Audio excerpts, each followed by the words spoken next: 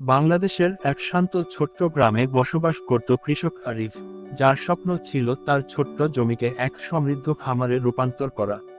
সে চেয়েছিল তার পরিবারকে আরও ভালো জীবন দিতে।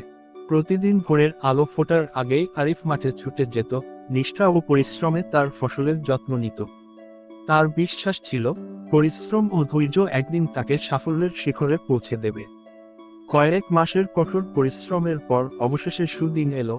আরিফের ক্ষেত থেকে রেকর্ড পরিমাণ ধান উৎপন্ন হলো। এই সাফল্যে সে শুধু নিজের পরিবারের মুখেই হাসি ফোটালো না, বরং প্রতিবেশীদের সঙ্গেও আনন্দ ভাগ করে নিল। তারা সবাই মিলে একসঙ্গে উৎসব করল, ভালো ফলনের আনন্দ উদযাপন করল। আরিফের সাফল্য তাকে আরো অনুপ্রাণিত করল। সে ঠিক করল, সে শুধু নিজের জন্য কাজ করবে না, বরং অন্য কৃষকদেরও শেখাবে কিভাবে টেকসই কৃষি পদ্ধতি ব্যবহার করে ভালো ফলন পাওয়া যায়।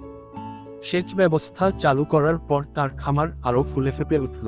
প্রতিটি ঋতুতেই তার ক্ষেতে প্রচুর ফসল ফলতে থাকলো, যা তার সন্তানদের ভবিষ্যৎ আরো উজ্জ্বল করে তুলল।